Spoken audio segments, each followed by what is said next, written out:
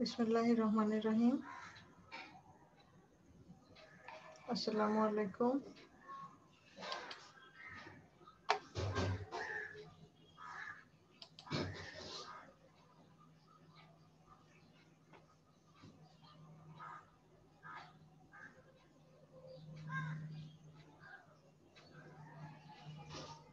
আসসালামু আলাইকুম ম্যাম। ওয়ালাইকুম আসসালাম। আসসালামু আলাইকুম। ওয়ালাইকুম আসসালাম। কেমন আছো তোমরা? আলহামদুলিল্লাহ ভালো। আচ্ছা, বলো তো আজকে কোন আপনি পত্র কেমন পড়বো আছেন ম্যাম? আমরা? মিস আসসালামু আলাইকুম। ওয়ালাইকুম আসসালাম। ভালো আছো বাবা সবাই তোমরা?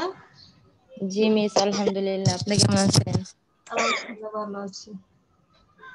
আমরা আজকে কোন পত্র পড়বো বলেছিলাম বলো তো? দ্বিতীয় পত্র। দ্বিতীয় পত্র পড়ব মিস আমরা। হ্যাঁ, দ্বিতীয় পত্র, যে সেকেন্ড ইয়ারের অংশটুকু। সেকেন্ড ইয়ার মানে যে 7 থেকে 7, 8, 9। 7, 8, 9। আজকে পড়বো 7 অধ্যায়। সপ্তম অধ্যায়ের নাম কি বলো তো দেখি? মিস পরিবহন ও যোগাযোগ। হ্যাঁ, পরিবহন ও যোগাযোগ, এইটা পড়বো আমরা। আসসালামু আলাইকুম ম্যাম। ওয়ালাইকুম আসসালাম। মোনালিসা? জি ম্যাম। আচ্ছা, তোমরা সবাই দ্বিতীয় পত্র বইটা নাও হাতে। ম্যাডাম আসসালামু আলাইকুম। ওয়ালাইকুম আসসালাম।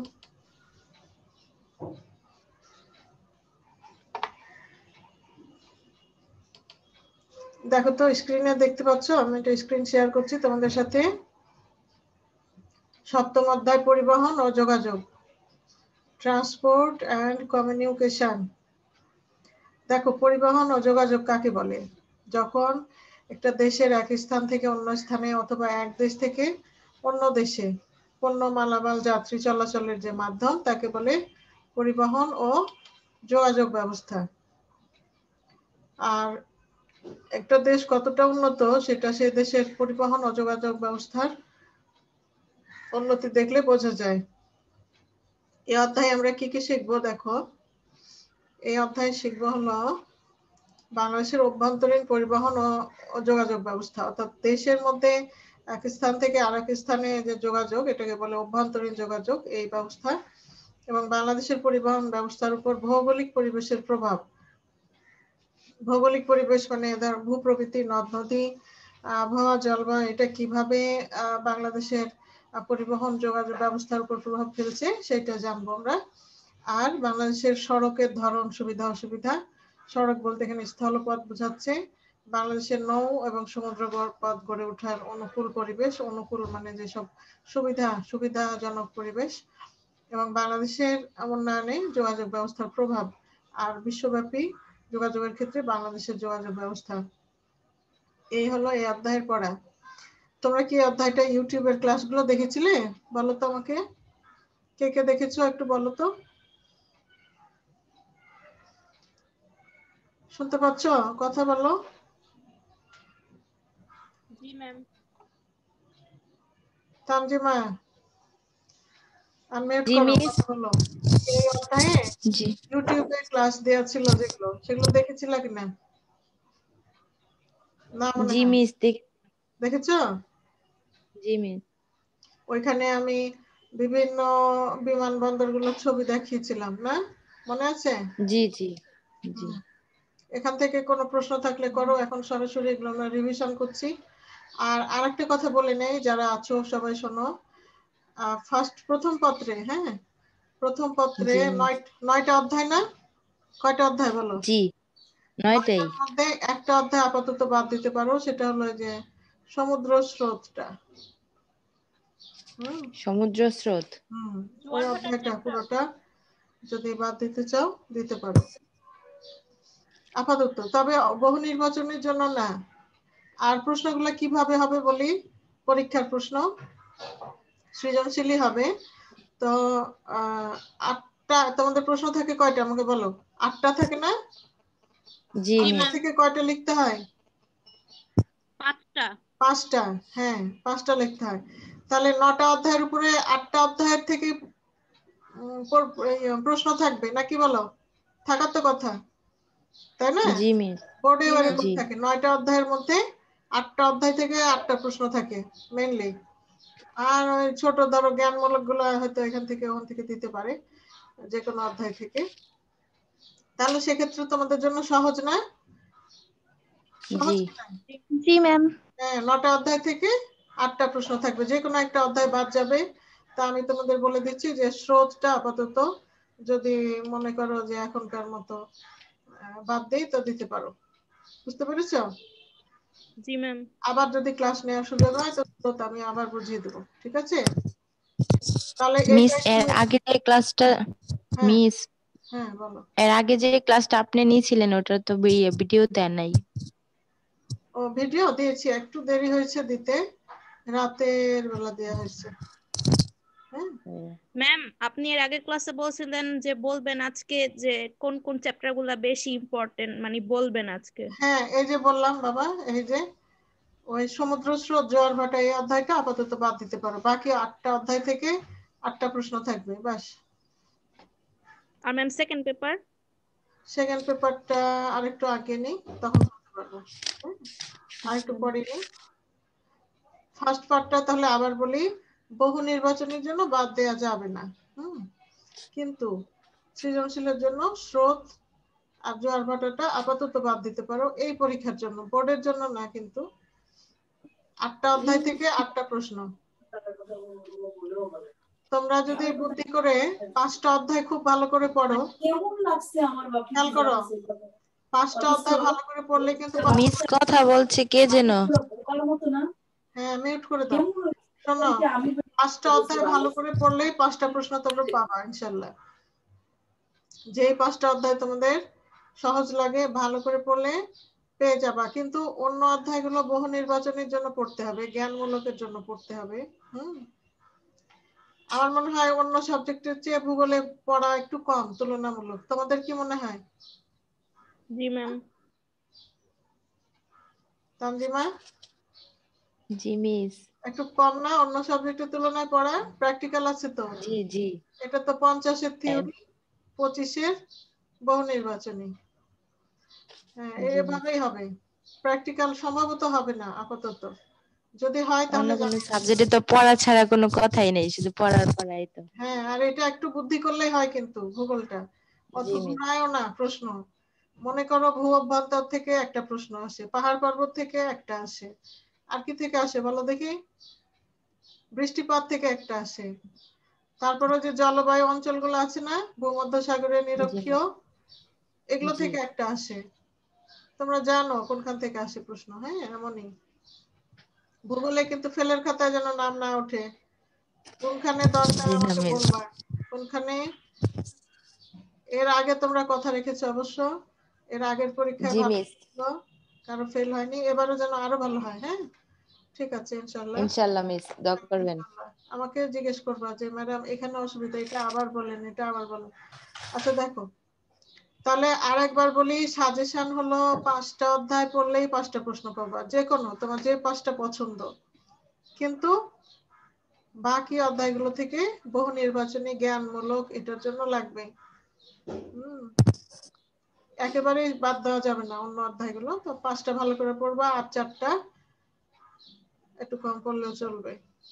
এবার দেখো, এটা আপাতত এখনকার মতো, পরে বোর্ড ফাইনালের জন্য তো সবই পড়া লাগবে। আচ্ছা এবার দেখো, পরিবহন ব্যবস্থা মিস 3। হ্যাঁ বলো। প্রথম বলো পত্রে তো 10টা অধ্যায়। কোনটা?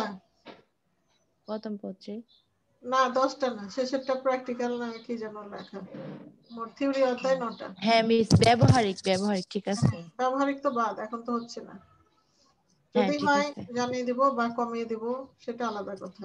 জি মিস। হ্যাঁ আর এটা থেকে শুধু একটা অধ্যায় বাদ দিব? হ্যাঁ আপাতত।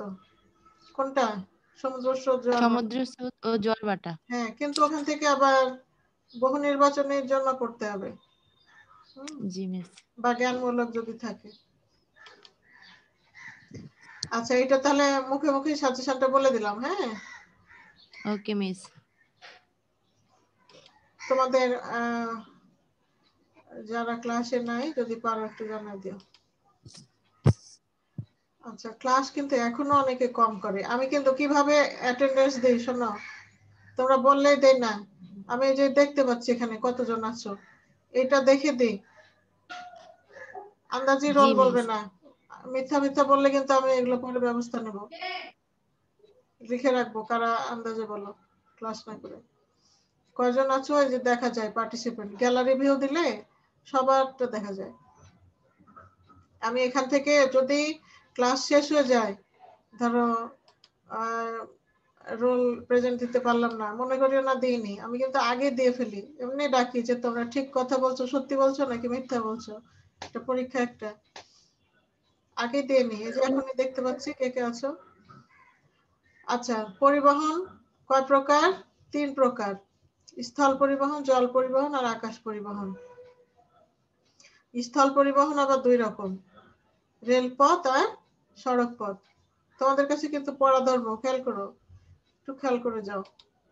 এখন বাংলাদেশে রেলপথের পরিমাণ কিন্তু কম, বুঝছো? এবং এটা কম, কারণটা কি দেখি আমরা। রেলপথের বিবরণ দেখো, 1947 সালে দেশ বিভাগের সময় অবিভক্ত ভারতে 9টি প্রধান রেলপথ ছিল। অবিভক্ত ভারত মানে পাকিস্তান ভারত যখন একসাথে ছিল।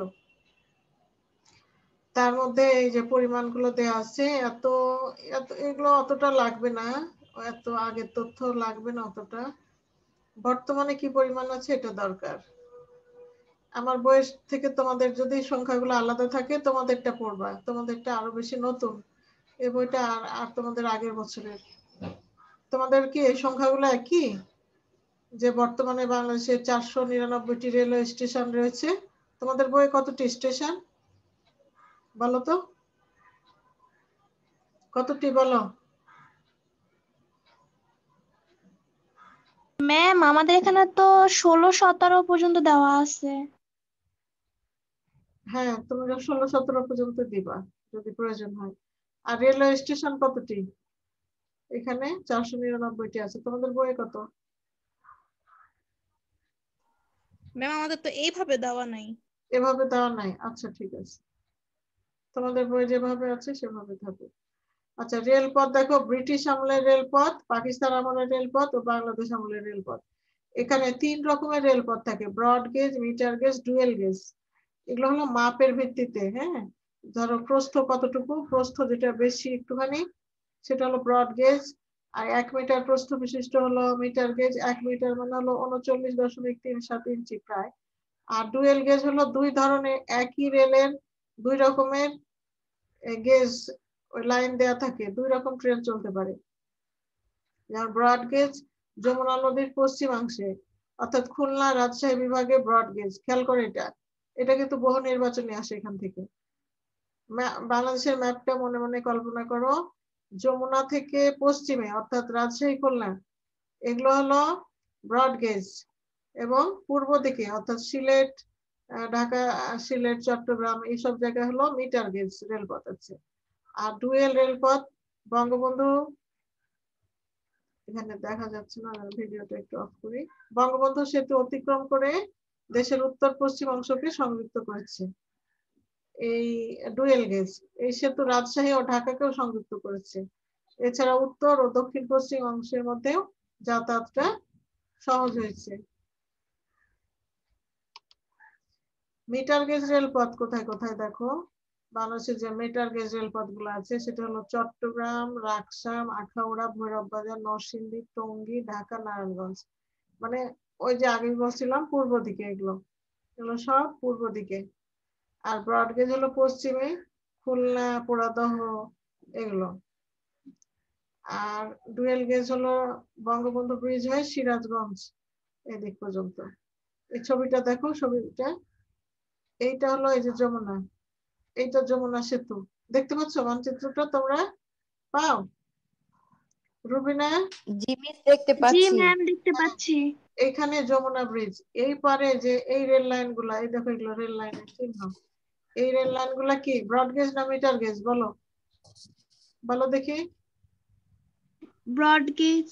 ব্রড গেজ, হ্যাঁ ব্রড গেজ হলো একটু প্রশস্ত বেশি, আর মিটার গেজ হলো 1 মিটার প্রস্থ, আর ডুয়েল গেজ হলো ডাবল লাইন। আর মিটার গেজ হলো এই দেখো এগুলো ঢাকায়, এই সিলেটে, এই চট্টগ্রামে এগুলো হলো মিটার গেজ। আর ডুয়েল গেজ হলো এই বঙ্গবন্ধু সেতু থেকে সিরাজগঞ্জ হয়ে। এরপরে দেখো বাংলাদেশের সড়ক পথ। বাংলাদেশে যে সড়ক পথ আছে, যেখানে ধরো রেলপথ জলপথ নাই, সেখানে সড়ক পথই হলো একমাত্র অবলম্বন। হ্যাঁ, তো সড়ক পথের বিবরণী আমরা দেখি। 1947 সালে অর্থাৎ ব্রিটিশ আমলে বাংলাদেশের রাস্তাগুলো খুবই খারাপ ছিল, মানে তখন সড়ক এভাবে ছিল না বললেই চলে। এখন এই ডাটাটা দেখো, এখানে 16 সালের আছে। তোমাদের বইয়ে কত সাল আছে? 17? তানজিমা, তোমাদের বইয়ে কত? জি মিস 16 না 18। 18 সাল। তাহলে 18 সালেরটাই দিবা তোমরা। মিস আমাদের এখানে যা আছে আমাদের তো তাই দিতে হবে, কিন্তু আমরা তো হ্যাঁ হ্যাঁ, অন্যটা জানি তোমাদের না। বই ফলো করবা, আমারটা একটু আগে। ম্যাম 2016 সালের সংখ্যা যত আর 2018 সালেও সেম। ও, তার মানে বাড়ে নাই, হ্যাঁ, বা শুধু একটু সালটা ভিন্ন হয়েছে আর কি। সালটা ভিন্ন হয়েছে। আচ্ছা আচ্ছা, এবার দেখো বাংলাদেশের প্রধান প্রধান সড়ক, মানে যে হাইওয়ে গুলো আছে, ঢাকা থেকে চট্টগ্রাম সড়ক পথ, এটা হলো 295 কিলোমিটার। হ্যাঁ, এটা যেতে তো দাউদকান্দিতে সেতু পার হতে হয়। আর ঢাকা খুলনা সড়ক পথ, এটা 231 কিলোমিটার। এখানে দুটি ফেরি পড়ে যার পথে, অর্থাৎ যে সব নদীতে আর কি ব্রিজ নাই, ফেরি পার হতে হয় খুলনা যেতে। আর ঢাকা সিলেট সড়ক পথ হলো 243 কিলোমিটার। আচ্ছা, পদ্মা সেতু চালু হলে অবশ্যই ঢাকা খুলনা, ঢাকা বরিশাল এগুলো সরাসরি যাওয়া যাবে। তারপর ঢাকা রাজশাহী সড়ক পথ হলো ঢাকা থেকে টাঙ্গাইল হয়ে যমুনা সেতু পার হয়ে পাবনা আর নাটোরের ভিতর দিয়ে যায়, এটা হলো 258 কিলোমিটার। এই সংখ্যাগুলো একটু মনে রাখিও। ঢাকা থেকে চট্টগ্রাম কত সড়ক পথে, ঢাকা থেকে খুলনা কত কত কিলোমিটার, এগুলো মনে রাখবা। এই যে দেখো প্রধান পাকা সড়ক, অর্থাৎ এগুলো হলো হাইওয়ে মোটা দাগে যেটা, আর যেটা চিকন দাগ জি সেটা হলো অন্যান্য আঞ্চলিক শহর। এই যে দেখো ঢাকা থেকে সোজা এই যমুনা ব্রিজ পার হয়ে এই রাজশাহী, তারপরে এখান থেকে সিলেট, তারপর এই খুলনা, তারপরে এইদিকে চট্টগ্রাম, এগুলো হলো প্রধান প্রধান সড়ক পথ। ঢাকা রংপুরও আছে, ঢাকা রংপুর একবারে এই যে রংপুর, দিনাজপুর, ঠাকুরগাঁও, পঞ্চগড়, এগুলো হাইওয়ে। আচ্ছা, এই গেল সড়ক পথ। এবার জলপথ। জলপথ আছে দু রকম, একটা হলো নদী পথ, একটা খাল পথ, আর সামুদ্রিক পথ আছে। তো বাংলাদেশের অর্থনীতিতে যে জলপথটা খুবই গুরুত্বপূর্ণ, কারণ বাংলাদেশের নদী নালা বেশি।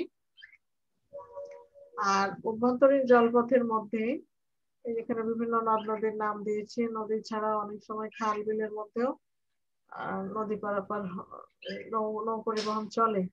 এবং বাংলাদেশের 75% অভ্যন্তরীণ বাণিজ্য এবং যাত্রী পরিবহন হয় নদীপথেই। কিন্তু কত ভাগ দেখো? 75%, মানে অধিকাংশ বাণিজ্য হলো পণ্য আদান প্রদান, এইটা, এবং যাত্রী পরিবহন হয় 75%।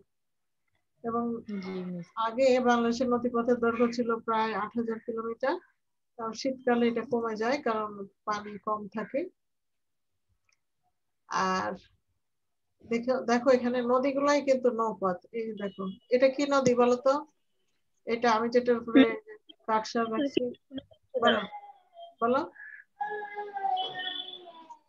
কাসমা, বলো এটা কি নদী? কাসমা, নদীর নাম বলো। কাসমা, কথা বলো। আয়শা মিম, বলো তো এটা কি, কোন নদী? আয়শা রহমান মিম, জি ম্যাম। এটা কোন নদী বলো? এটা, এই নদীর নাম কি? যমুনা। হ্যাঁ, যমুনা। এটা বলো তো, এটা কোন নদী? এটা, এটা কোন নদী? বলো এটা কি, কে বলতে পারবে? আয়শা বলো। তিস্তা। তিস্তা, হ্যাঁ তুমি সবগুলো বলো তো দেখি। এই অন্যরা শোনো, আমি অন্যদের কাছে শুনবো। এটা কোন নদী? এটা এটা পদ্মা। এটা পদ্মা, হ্যাঁ ঠিক আছে। আর পদ্মা আর যমুনা যেখানে মিললো, মিলে এই যে চাঁদপুর পর্যন্ত, এটুকুর নাম কি বলো? ধলেশ্বরী। এটুকুর নাম, এটাও কিন্তু পদ্মা, খেয়াল করো। ম্যাম এটা কি? এটুকু পর্যন্ত পদ্মা, এই সবাই খেয়াল করো। এটা যমুনা আর এটা পদ্মা, যে জায়গাটা মিলছে এটার নাম হলো গোয়ালন্দ, রাজবাড়ির গোয়ালন্দ। কি নাম বললাম বলো? গোয়ালন্দ। কোথাকার? রাজবাড়ির গোয়ালন্দ। হ্যাঁ এখানে মিলেছে দুটো, এই দুটা মিলে এখানে যমুনা নদী শেষ, পদ্মা শুরু, মানে দুটা মিলে তো একটা হয়ে গেল। এখন একটা নাম রাখতে হবে না দুটো রাখতে হবে বলো? নদী একটা হয়ে গেলে নাম একটা না? একটা একটা হ্যাঁ জি নাম মিস। একটা, তো গোয়ালন্দর পরে নদী একটা হয়ে গেল, ওইটার নাম হলো পদ্মা। বুঝছো? পদ্মা। তো জি পদ্মা মিস। কতদূর পর্যন্ত? পদ্মা এই চাঁদপুর পর্যন্ত। হ্যাঁ চাঁদপুর পর্যন্ত। হ্যাঁ, চাঁদপুরে আবার মেঘনার সাথে, এই যে দিক দিয়ে মেঘনা আসছে, মেঘনার সাথে পদ্মা মিলে আবার একটা হয়ে গেল। একটা হয়ে গেলে আবার নাম পাল্টে জি যাবে, মিস। সে পদ্মার নাম এখন হয়ে গেল মেঘনা। বুঝতে পেরেছো? মেঘনা। তার মানে জি। পদ্মা আর মেঘনা মিলছে চাঁদপুরে, আর যমুনা আর পদ্মা মিলছে গোয়ালন্দে। হ্যাঁ এটা খেয়াল করবা, এটা গোয়ালন্দ। আছে কিন্তু, এগুলো প্রশ্ন আসবে বইয়ের বাইরে, যে আসবে না তা না, কিন্তু আরো বই আছে না ভূগোলের, জি মিস। আরো বই আছে, এবং ভৌগোলিক সংক্রান্ত যে কোনো প্রশ্ন আসবে তোমাদের, কিন্তু এটা বোর্ড বই না যে বই থেকে সব আসবে। এই জন্য পড়ানোর সময় একটু খেয়াল করিও। হ্যাঁ তাহলে চাঁদপুরে সেটা হলো মেঘনা। এই আর এই খুলনায় হলো এই যে রূপসা, আর এটা চট্টগ্রামে এটা হলো কর্ণফুলী, আর সিলেটের এখানে এই উপরেরটা হলো সুরমা, এই দেখো গোল দাগ, এটা হলো সিলেট শহর, মেন শহরটা, বিভাগীয় শহর। এর উপরেরটা সুরমা আর নিচেরটা হলো কুশিয়ারা। এই হলো প্রধান প্রধান নদী। আর এই মাঝখান দিয়ে যেটা গেছে এটা হলো ব্রহ্মপুত্র। কি নাম বললাম?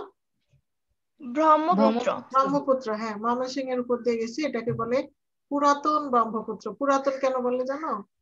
এই যমুনা নদীটা প্রায় 200 বছর আগে ছিল না, পুরো নদীটাই ছিল না, এখানে নদী ছিল এই ব্রহ্মপুত্র।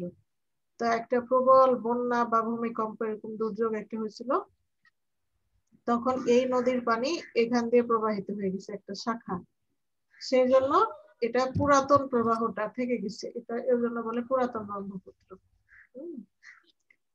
এই ছিল নদীগুলো। নদী বন্দরে দেখো এই গোলদাগ গুলা নদী বন্দর, সিরাজগঞ্জ, নগরবাড়ি, দৌলতদিয়া, নারায়ণগঞ্জ, আশুগঞ্জ, চাঁদপুর, চন্দ্রঘোনা, এদিকে মংলা, খুলনা, এগুলো সব হলো নদী বন্দর। আর সমুদ্র বন্দর দেখো কোনটা কোনটা? সমুদ্র বন্দর দেখো, এই দেখো এটা হলো চট্টগ্রাম সমুদ্র বন্দর, এই যে সমুদ্র বন্দরের চিহ্ন দেখো এরকম জাহাজের চিহ্ন। এটা হলো চট্টগ্রাম, এটা মংলা, পায়রা, তিনটা সমুদ্র বন্দর বাংলাদেশে, চট্টগ্রাম, মংলা, পায়রা। বলো আমার সাথে, চট্টগ্রাম, চট্টগ্রাম, মংলা, মংলা, পায়রা। পায়রা, তিনটা চট্টগ্রাম, মংলা, পায়রা। পায়রা। এবার বাংলাদেশের বিমানপথ দেখো, বিমানপথ হলো এই যে হলো ছবি দেখো, ঢাকা থেকে বিমানপথ অভ্যন্তরীণ, এটা অভ্যন্তরীণ মানে দেশের মধ্যে, আন্তর্জাতিক তো বিভিন্ন দেশে আছে, এক দেশ থেকে আরেক দেশে, বাংলাদেশ থেকে অন্য দেশে, আর যেটা ভিতরে সেটা হলো অভ্যন্তরীণ। ঢাকা থেকে সরাসরি বিমানে কোথায় যাওয়া যায় দেখো, সৈয়দপুর। মনে করো কেউ একজন দিনাজপুর যাবে বিমানে, তাহলে ওকে কোন বিমানবন্দরে নামতে হবে বলো? সৈয়দপুর বিমানবন্দর। সৈয়দপুরে, হ্যাঁ। কেউ মনে করো রংপুর যাবে, তাহলে ওকে সৈয়দপুর নামতে হবে, এখান থেকে একটু ব্যাক করবে। বুঝছো? জি মিস। হ্যাঁ যেমন ধরো ঢাকায় আসবে বিমানে, ওকে তো উত্তরায় নামতে হবে নাকি, তারপর সে জি তার বাড়ি ধরো আজিমপুর, তো আজিমপুর আসবে না, এরকম। জি জি ম্যাম। তো এটা হলো উত্তরবঙ্গের দিকে সৈয়দপুর। আর রাজশাহী, রাজশাহী যেতে আবার আরেক জায়গায় থামে, সেটা হলো ঈশ্বরদী। ঈশ্বরদী। ঈশ্বরদী, হ্যাঁ এটা পাবনায়, পাবনায় পড়ে। ঈশ্বরদীও যাওয়া যায়, রাজশাহীও যাওয়া যায়। আর এদিকে সোজা সিলেট, হ্যাঁ, আর এদিকে যশোর, এদিকে দক্ষিণে বরিশাল আর বরিশাল দক্ষিণ পূর্বে হলো চট্টগ্রাম চট্টগ্রাম। আর আরেকটা কথা বলি তোমাদের, আন্তর্জাতিক বিমানবন্দর হলো 3টা, ঢাকা, চট্টগ্রাম, সিলেট। মানে বিদেশ থেকে সরাসরি প্লেন এসে বিমান এসে ঢাকায় নামে, কোন কোন বিমান সরাসরি চট্টগ্রাম পর্যন্ত, কোনটা সিলেট পর্যন্ত। মানে আন্তর্জাতিক, বিদেশ থেকে শমশেরনগর এটা কি দিল? কোনটা? শমশেরনগর এটা জায়গার নাম, আচ্ছা। জায়গার নাম। তো এই তাহলে আন্তর্জাতিক বিমানবন্দর হলো 3টা, সিলেট, ঢাকা, চট্টগ্রাম। সিলেটেরটার নাম হলো ঢাকারটা কি শাহজালাল বিমানবন্দর, আর চট্টগ্রামেরটা শাহ আমানত, সিলেটেরটা ওসমানী বিমানবন্দর। বিমানের সংখ্যা কতটি আছে এগুলো তোমাদের বই থেকে দিবা আপডেট ডাটাটা। এই যে দেখো 3টা হলো আন্তর্জাতিক, এই যে লাল দাগ দেয়া আছে। হযরত শাহজালাল আন্তর্জাতিক বিমানবন্দর, কুমিল্লা, ঢাকা, ওসমানী আন্তর্জাতিক বিমানবন্দর, শাহ আমানত আন্তর্জাতিক বিমানবন্দর, চট্টগ্রাম। এই নামগুলো একটু শিখে রাখবা। রাজশাহী বিমানবন্দরের নাম শাহ মখদুম বিমানবন্দর। আচ্ছা, বাংলাদেশের পরিবহন ব্যবস্থার উপর ভৌগোলিক পরিবেশের প্রভাব দেখো। আমরা কিন্তু এক দিনে এক একটা অধ্যায় শেষ করব, কারণ তোমাদের যদি 16 তারিখ থেকে পরীক্ষা হয়, সম্ভবত 15 তারিখের পরেই পরীক্ষা সম্ভবত। রুটিন কি দিয়েছে এখনো? জি না মিস। তাহলে আনুমানিক ধরো মাঝামাঝি যদি পরীক্ষা হয়, তাহলে আমরা আর 2টা ক্লাস পাবো সামনের সপ্তাহে। সেক্ষেত্রে আর 2টা অধ্যায় বাকি আছে, বুঝতে পারছো? একদিনে এক অধ্যায়। এখান থেকে কোনো অসুবিধা থাকলে আমাকে বলবা। কি কি নিয়ামকের উপরে বা ভৌগোলিক পরিবেশের উপরে এগুলো এই পরিবহন পথগুলো নির্ভর করে? যেমন দেখো নদ নদীর প্রভাব। নদ নদী বেশি থাকার কারণে রেলপথ নির্মাণটা কম হয়, কারণ ঘন ঘন সেতুর প্রয়োজন হয় এবং সেতু করা খুবই ব্যয়বহুল ব্যাপার। হ্যাঁ, আবার ভূপ্রকৃতি, অনেক জায়গায় উঁচু নিচু আছে, যেমন পার্বত্য চট্টগ্রামে, সেখানে আবার সড়ক পথ করার অসুবিধা। আবার বর্ষাকাল, বাংলাদেশে অনেকটা সময় ধরে বৃষ্টি হয়, সেই সময় এই পাকা রাস্তাগুলো নষ্ট হয়ে যায়, পিচ উঠে যায়, রাস্তা ভেঙে যায়, রাস্তা ডুবে থাকে বন্যায়।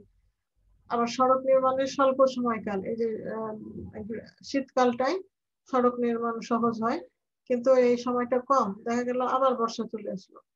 কাঠ ও পাথরের অভাব, দেশে অভ্যন্তরে যে রেল লাইনের জন্য যে প্রচুর কাঠ লাগে, স্লিপারের জন্য পাথর লাগে, সেগুলো কম আছে।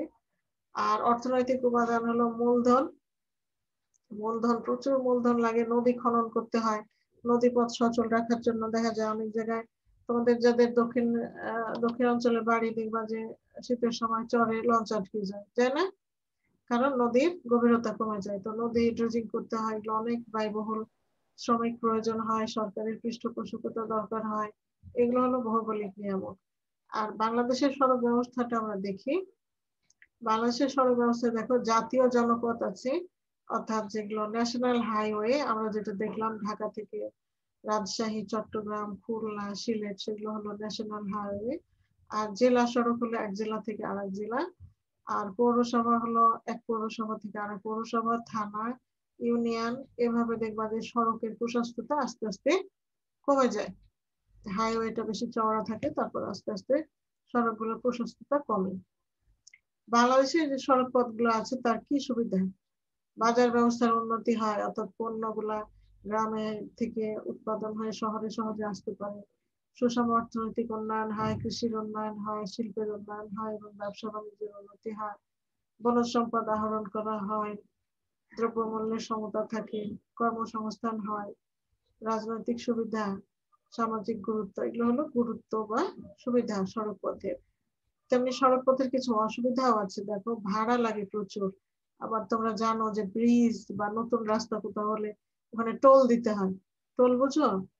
টোল, হ্যাঁ, ওখানে মানে জি মিস, টোল মানে রাস্তা দিয়ে যেতে হলে কোনো কিছু দিতে হয়, টাকা দিতে হয়।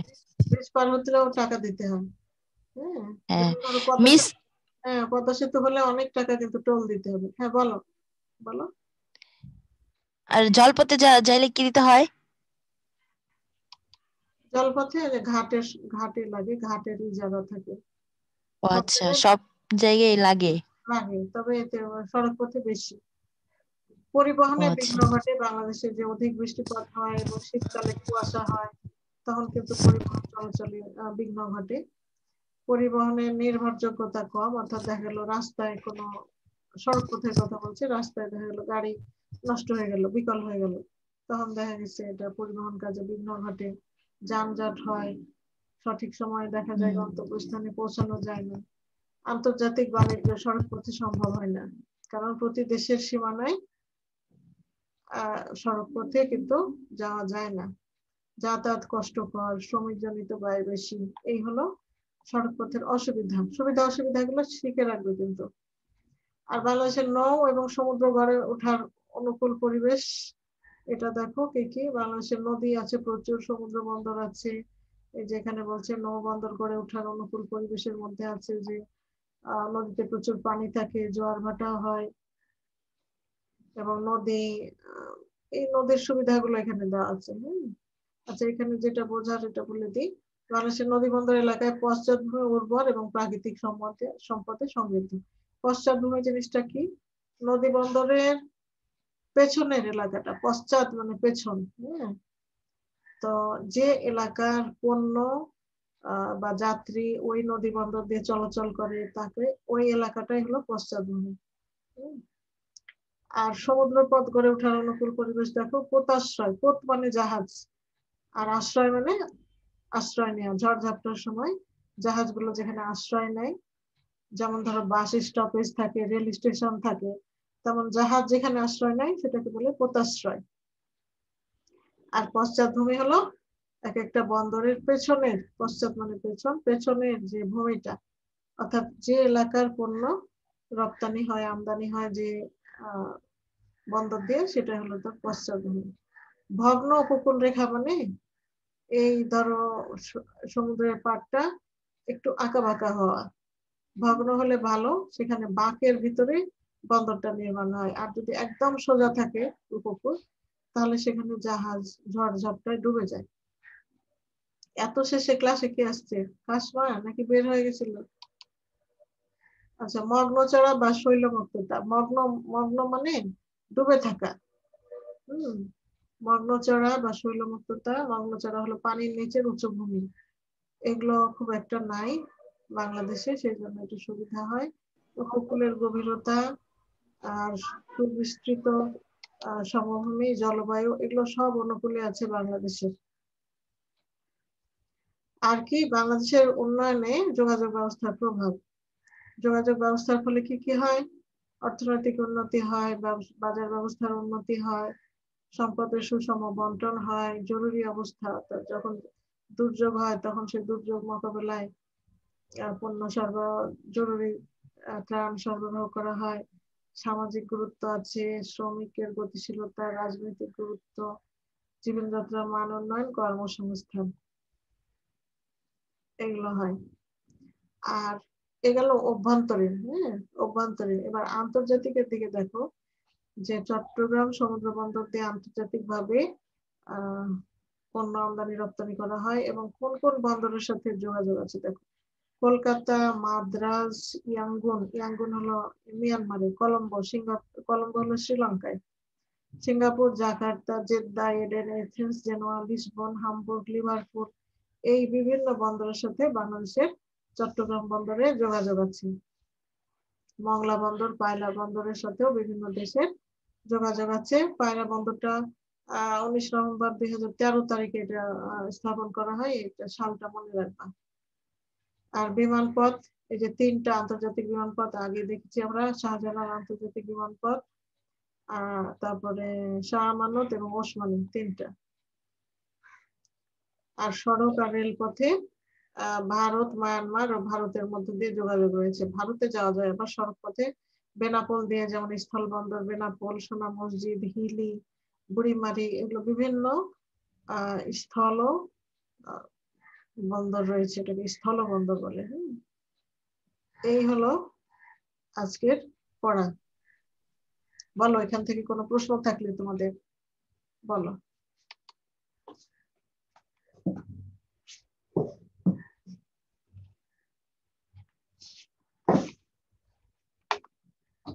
আমাকে শুনতে পাচ্ছ? জি মিস। হ্যাঁ শোনো, এখান থেকে কি ধরনের প্রশ্ন আসবে? একটা উদ্দীপক থাকবে, কোন একটা পথের বিবরণ, এই পথের সুবিধা অসুবিধা বলো, এই পথের গড়ে ওঠার অনুকূল নিয়ামক বলো, এই ধরনের প্রশ্ন থাকবে। এই অধ্যায়টা সহজ না? সহজ নাকি কঠিন বলো? সহজ না? সহজ। জি সহজ। আজকে কত তারিখ বলো তো? 6 না? আজকে 6 তারিখ মিস। হ্যাঁ, কে কে আছে 1 থেকে 10? সঠিক করে বলো, আমি কিন্তু রোল দিয়ে রেখেছি, কিন্তু আমি তোমাদের মুখে শুনতে চাই, বলো। মিস এটা কি হিউম্যানিটিস? এটা কি আর্টস এর বলতেছেন নাকি? হ্যাঁ আর্টস এর, বলো 1 থেকে 10 কে কে আছে? 1 থেকে 10 নাই। 11 থেকে 20 বলো। ম্যাম 11। 11 ম্যাম 18। আক্তার 18 হলো। ম্যাম 19। 19 সাদিয়া আফরিন। মিস 115। সিমি জি 120 থেকে 130 বলো। ম্যাম 18 দিয়েছেন? হ্যাঁ দিয়েছি। 20 থেকে 30 বলো।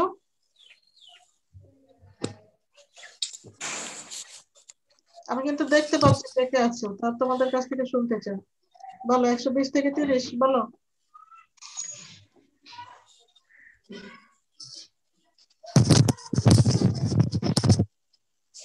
31 থেকে 40। এত অনুপস্থিতি কেন? সামনে পরীক্ষা তাও।